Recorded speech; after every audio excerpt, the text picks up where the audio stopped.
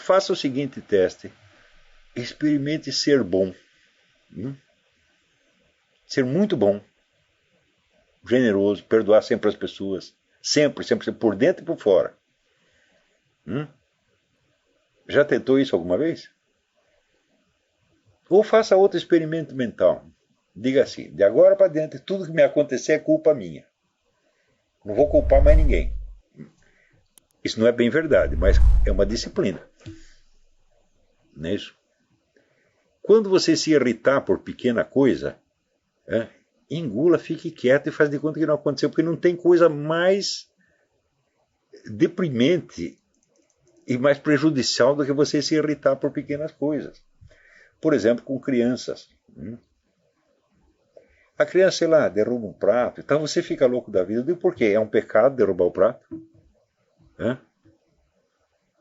A criança cagou na fralda na hora que você estava pensando em outra coisa. É pecado, ela fez alguma coisa moralmente errada. Digo, mesmo se fosse moralmente errado, não é para você condenar. Então pensa assim, aquilo me incomodou. Fala, mas é pecado incomodar você? Quem é você? Então assim, olha, não é pecado incomodar o Olavo, não é pecado encher o saco do Olavo. Então por que eu vou ficar bravo com essas coisas? Pensa assim, da hora em dentro eu só ficarei bravo com aquilo que ofender a Nosso Senhor Jesus Cristo, Nossa Senhora, ou o Espírito Santo. Se ofender só a mim, menos é fregar. Experimenta isso. Daí você vai ver que mesmo que você esteja no Brasil, sem ocasião de sair daí, você já vai se elevar acima da sociedade. Claro que você vai sofrer, as pessoas não vão te entender, mas e daí?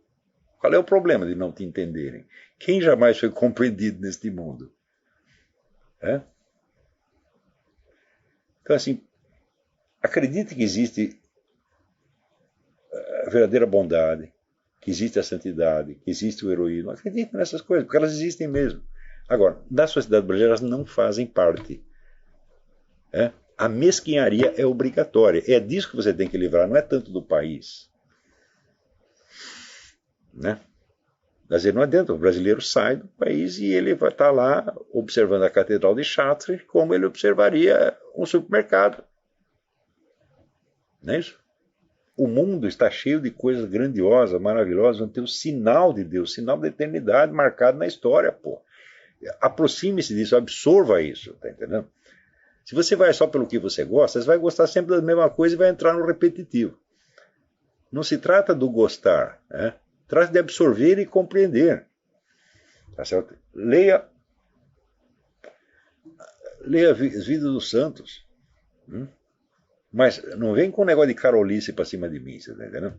Porque as pessoas, elas leem um pouco disso, elas já começam a falar em linguagem evangélica, tá certo? Ou então abre a boca, parece que São Tomás de Aquino está falando.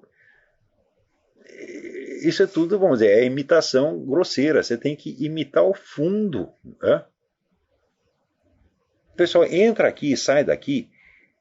Eu digo, bom, deixa eu ler os livros de Thomas Jefferson, ler os discursos de Lincoln, ler o que George Washington ensinou, aprender sobre a Guerra Civil. Afinal de contas, existe uma experiência histórica aqui e muito rica. Não, o pessoal não quer saber de nada, pô. Eles querem ir comprar bugiganga em Miami. E ainda sai julgando o país. É uma coisa incrível. Olha, isso aí eu aprendi há muito tempo que a gente não deve ser assim. Você deve ser um bom viajante. Quando você chega num país, você deve tentar ver tudo com amor.